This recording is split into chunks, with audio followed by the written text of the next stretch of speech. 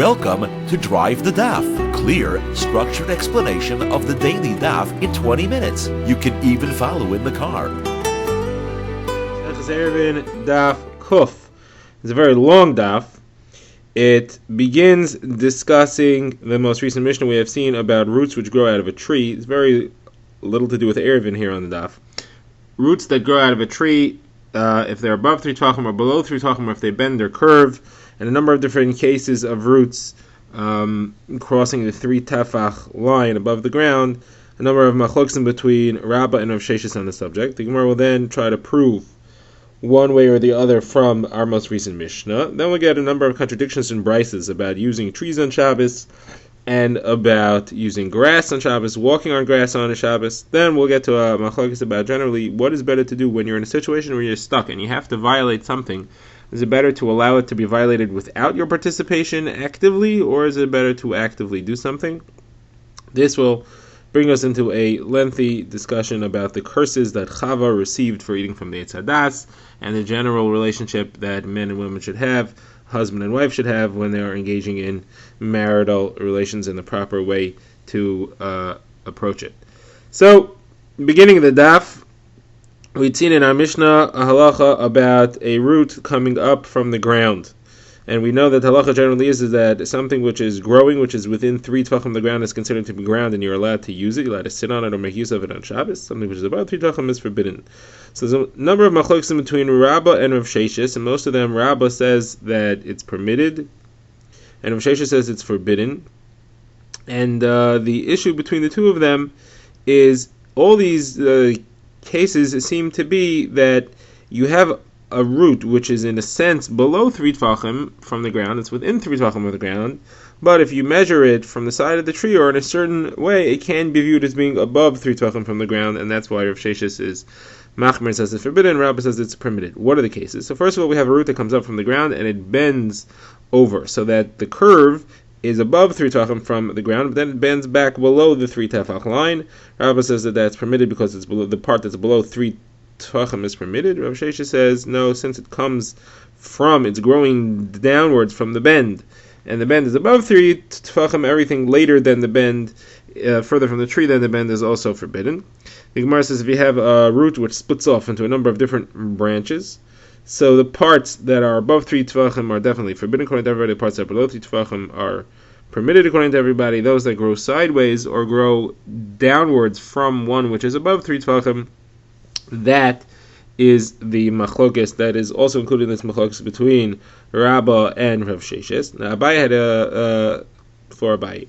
The Gemara also says that if you have a tree growing out of a ditch in the ground, such as, and it has branches or roots growing out of it, and those roots are 3 tvachim from the bottom of the ditch, but it's not 3 tvachim from the ground near the ditch, and the tree is snuggled up against the side of the ground, so that the tree on its 2 opposite sides has higher ground, and on the 2 sides that are open into the ditch has lower grounds. How do we measure this? So Rav Shesha says it's forbidden because you measure from the bottom of the ditch, because the parts that you're looking at are growing out of the side. They are the side, and therefore they are the side of the part of the tree which is overhanging the ditch.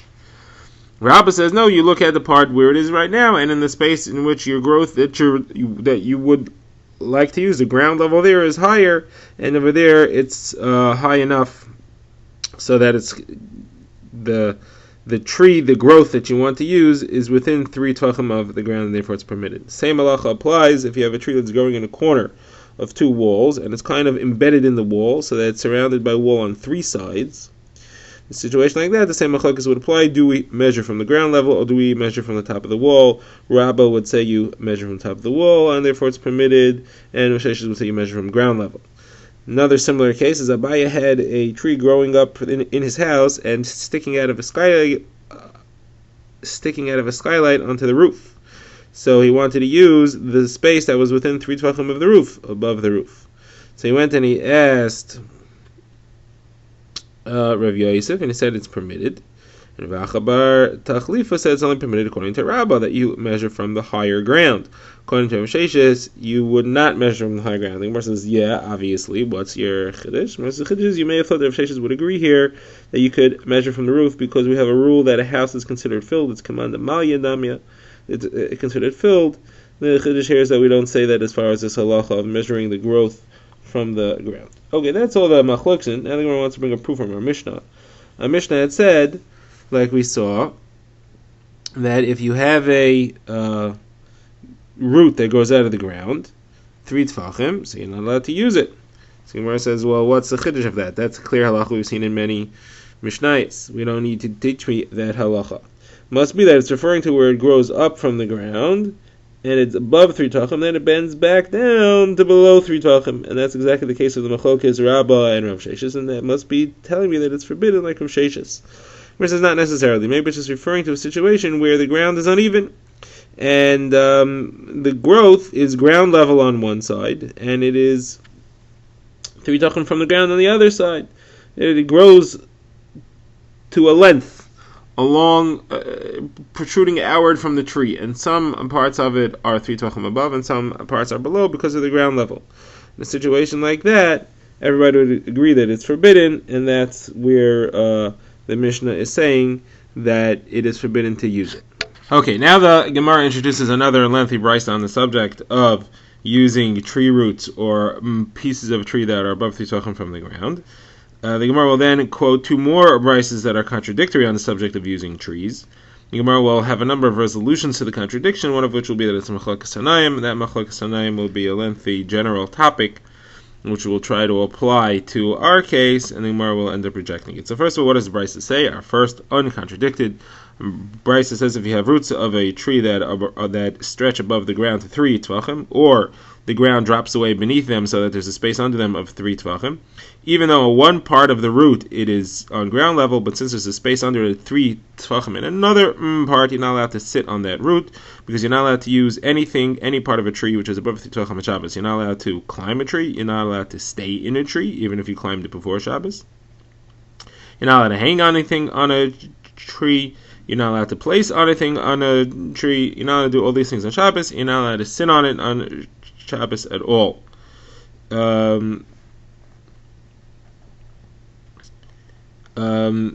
That also applies to animals. You're not allowed to use animals in any way. You're not allowed to place objects on animals. Now with trees, the reason you're not allowed to use on Shabbos is because it's xeri, you may come to break off a branch. With animals, you're not allowed to use them in any way because you may end up riding them, and if you ride them, you'll break off a branch in order to steer them. Now if you want to climb other inanimate, non-living objects like a pit, a well, a cave, a wall, a fence, all these things you're allowed to climb up, climb down. There's no problem. The problem is only growing objects. You're allowed to climb to any height, even 100 amos high. Okay, that's the brisa. Now we have 2 brises relating to this, which are contradictory on the subject of if you climbed up a tree, are you allowed to come down? Now there's a problem to climb down because you're using the tree and you're traversing well in the tree. But there's also a problem to sit in the tree. It's also forbidden to actually sit in the tree even if it's not moving at all. So no matter what you do, you're going to be violating an isser. The question is, which one should you do? So one brisa says you should stay in the tree, and the other one says you should come down. So how do you resolve this contradiction? So the Gemara gives a few answers. The general approach is that you weren't supposed to go up there. In some circumstances, Chazal find you, and as a punitive measure, they said you're stuck in the tree and not allowed to come down. You have to stay there until Shabbos is over. That's what determines whether or not we let you come down or not. As far as the Isser, you'll do an Isser either way, so it doesn't seem to matter. So the Gemara first says that you have to stay in the tree if you climbed up into it on Shabbos. If you climbed into it before Shabbos, then you can come down because you didn't violate anything by climbing. You're just violating things by staying there. Some say both are referring to where you climbed up on Shabbos. One is referring to where you climbed up accidentally, b'shegeg, you forgot it's Shabbos, you forgot it's Asr, then you're allowed to come down. But if you knowingly, intentionally violated Hilchos Shabbos, then you have to stay in the tree because we fine you. Another approach is that both are referring to where you went up b'shegeg, accidentally. The question is, do we fine people even b'shegeg? Because otherwise, if we don't, then we won't be able to find anybody even if they did it b'mezid intentionally, because they'll just always claim that they did it b'shegeg. Okay, now the Gemara has another approach here, a totally different approach. The Gemara brings Rav Huna, Breda of Yeshua, wants to say that the two brises are actually two different opinions of Tanaim. And if two Tanaim in a totally different sugya that are arguing about when you have to do something wrong, something that's forbidden, either way you're stuck, is it better to do something actively, or is it better to just let it happen on its own? And that would be this machlokas here. Is it better to stay in the tree without moving and you're inactively causing an isser by staying in the tree, but at least you're not doing something? Or is it better to go down from the tree where you're actively violating the isser of climbing down from a tree, but at least you're doing something to help yourself? So what's their case? It's a machlokas between Rav Elazar and Rabbi Yeshua. The case is where you have the blood of different karbanos that got mixed together. Now some karbanos have blood needs to be applied to the mizbeach only once on one side, and some has to be applied on all four sides. So if you mixed blood of two karbanos that have the same number of applications, there's no problem. You do that number of applications, and each carbon gets its blood applied to the mizbeach in the right amount. The question is, what happens if you mix the blood of one carbon that's supposed to only go on the mizbeach once, and one that's supposed to go on the mizbeach 4 times? So if you put it on 4 times, then the one that was supposed to go only once is Bal Taisif. You're adding extra applications of the blood. If, however, you'll do it only once, then it's Bal Tigra. You're removing applications. You're doing less than you're supposed to do for the one that was supposed to be applied 4 times. So what should you do? So Rabbi Yeshua says you should not do anything. You should just leave it. You should apply only once, and you shouldn't do the extra ones. And the reason is because we don't want you to do Bal Taisif. And even though it's not Bal Taisif technically, because you're not trying to do an extra Isser, an extra mitzvah, you're just trying to apply the other blood, but still, you have to do something that's wrong. It's better to not do than to do. Better you should violate what you're supposed to do, either Bal Taisif or Bal Tigra, in an inactive way, by not doing. That's better than actually going ahead and putting the blood on 4 times, then you'll be doing something wrong in an active way. So that's Rabbi Yeshua's opinion. Rabbi Elazar says no, you're better off doing a mitzvah. Do the mitzvah. Do the one that has to be applied 4 times. At least you'll do the mitzvah of applying the one that has to be applied 4 times. You'll do that one. The other one you'll violate. Okay, but at least you did it in a way that's a mitzvah. You're better off doing it if it's a mitzvah. So the Gemara wants to say, so this applies to this case here. Here, if you stay in the tree, it's a problem. If you come down, it's a problem. So Rabbi Elazar, who would say it's better to do something active, would say come down. Rabbi Yeshua, who would say it's better to just let it happen by itself, would say stay in the tree. So Gemara wants to say, not necessarily, it doesn't really apply at all. Because if you think about it, the only reason Rabbi Elazar wanted you to do something actively is because you're doing a mitzvah. By coming down, you're not doing any mitzvah. So his logic that you should come down and get the mitzvah, at least actively, that doesn't apply, and therefore he maybe wouldn't say that you should come down from the tree, he would say stay in it. On the other hand, your application of Rabbi Yeshua is also not necessarily correct, because Rabbi Yeshua said that you should only apply the blood once in order to avoid doing something wrong. Don't do the 4th application. By not doing, you'll avoid doing something wrong. You'll miss out on the mitzvah, but you'll avoid doing something wrong. Here, even if you sit in the tree, you're doing something wrong. You're not allowed to sit in a tree on Shabbos. So, Lav Dafka, would he say you're better off doing that? Maybe he would say, listen, if you're going to do something wrong anyway, you may as well go down. Okay, we now go into 2 more sets of contradictory brises about the halachos of using and growing things on Shabbos. The first one is about the issur of using trees. So the brises agree that you're not allowed to use a tree which is what it calls fresh, meaning a living tree. The question is, what about a dried tree or a dead tree, dried out? So one, a brisa says you're allowed to climb a dead tree, one says you're not. So contradiction. So the Gemara gives a few answers. Rabbi Yehuda, first of all, says one is where it can still regenerate and grow, and the other one is talking about where it can't regenerate. And the Gemara rejects this pshat because if it can still regenerate, you would not call it a dead tree. So the Gemara says, okay, so the actual answer is that during the summertime you are allowed to grow a dead tree because it clearly looks like a dead tree. It's the only one around with leaves. During the wintertime you can't because all the trees don't have leaves and people will get confused and think you're allowed to grow on living trees. You're allowed to climb on living trees as well. The Gemara says, during the summer you're telling me I'm allowed to climb them. Why would that be? It could still be fruits, dried fruits left on from the past season that will fall off, and people will think you're allowed to pick fruits on Shabbos. So the Gemara says, yeah, you're only allowed to climb it if it has no fruits on it. The Gemara says, what about twigs that you'll knock off? And people will think you're allowed to harvest twigs. The Gemara says it's only about a tree that has no twigs. The Gemara says, but there was an incident with Rav. He went to a place of the area called Apsatia, and he forbade them from climbing even a dead tree with no branches or twigs growing on it. The Gemara says over there was a special weakness. People were violating this halacha, and Rav wanted to strengthen it, and therefore he made an extra strict halacha, even though that's not the technical actual halacha. Okay, now the Gemara quotes Rami bar Abba, name of Rav Asi, who says you're not allowed to walk on grass on Shabbos. From the pasuk v'atzberaglayim chayte, somebody who rushes with his feet is a sinner.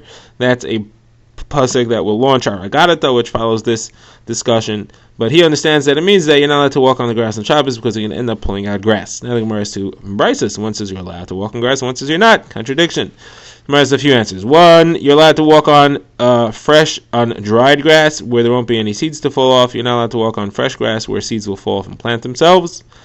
Or you're allowed to walk during the winter where there aren't any seeds. You're not allowed to walk during the summer where there are seeds. Or you're allowed to walk with shoes on. You're not allowed to walk without shoes because the grass will get stuck in your toes and get pulled out. Or you're allowed to walk with shoes. You're just not allowed to walk with cleats, with spikes. The one that says you're not allowed to walk is referring to where there are spikes. Or you're allowed to walk even with spikes. The only question is it long grass or short grass? Short grass you're allowed to walk on. It won't get tangled and pulled out. But long grass will get tangled and pulled out. Okay, now the pasuk of Atzbar Raglayim Chayte, the Gemara now understands as a remez. Raglayim refers to marital relations, and the Gemara says, based on this pasuk says Rami Barchama, somebody who forces his wife into marital relations is a sinner, based on the pasuk of Atzbar Raglayim Chayte. Says Rabbi Yeshua ben Levi on the subject, somebody who forces his wife in that way will end up having children from that union that are not good people. The pasuk for that is Gam Beloy Das Nefesh Loy Toiv.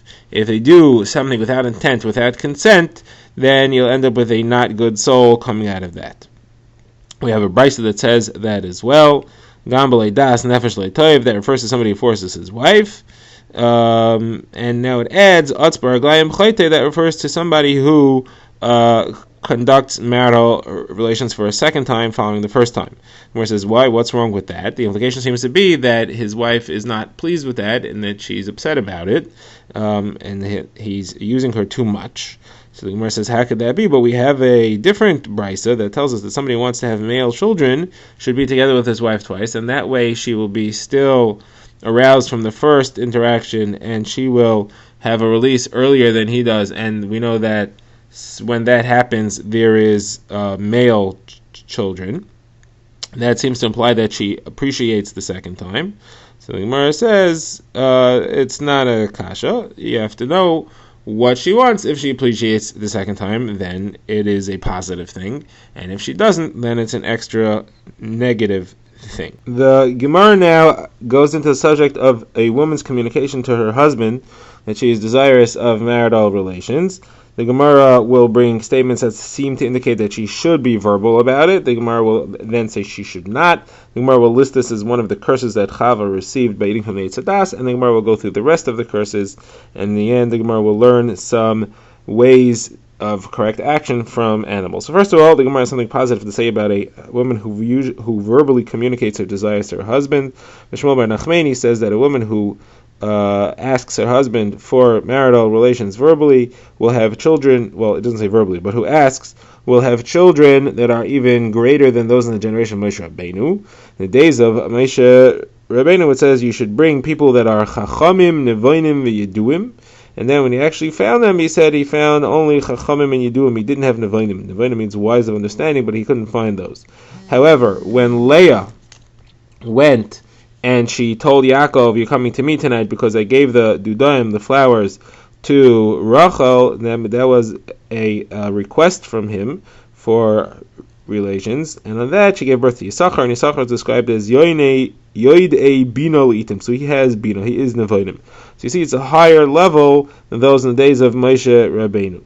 So the Gemara says, how could that be? But we know that Rav Yitzchak bar Avdimi lists the 10 curses that Chava received for eating from the Eitzid house, and one of them was that she's not allowed to verbally express her desires to her husband. It's not considered proper course of action. So the Gemara answers, she can't verbally express it, but she can express it other ways, and that's what we're referring to here. She expresses it by adorning herself and showing her interest non-verbally. Now, what are these 10 curses?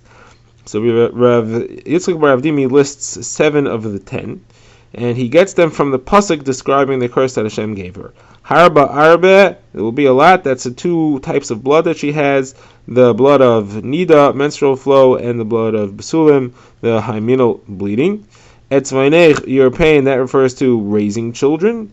Haranech, your pregnancy, that's painful. The actual be'etzvi tail divanim is just the birth itself. That is also another difficult experience. Next, it says Elishech chukasech, you desires for your husband. That means that he travels often, and she ends up pining for his accompaniment. And then it says Hu yimshel bach. That means that she has to keep her desires within her heart. It's not proper for her to express them, while he can actually express them. Okay, now what are the other curses that are involved over here?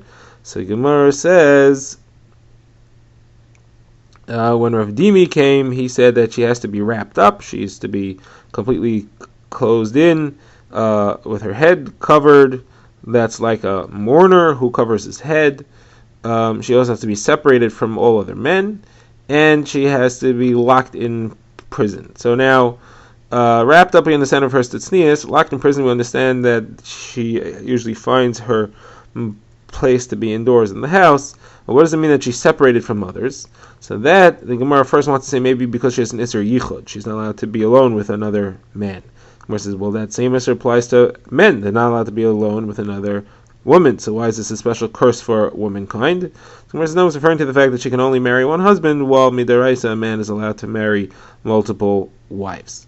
Now there is a brisa that brings 3 more curses. One is that she has long hair like Lilith. Another one is that she urinates from a seated position, which is what an animal does. And the third one is that she becomes a pillow for her husband, meaning she takes the lower position during marital relations. So the Gemara says, why aren't these 3 listed in the original? So Gemara says, well, the original doesn't consider them to be a curse, it considers them to be an advantage. Nothing wrong with having long hair. Urinating in a seated position is fine. The Gemara brings a pasuk to support that.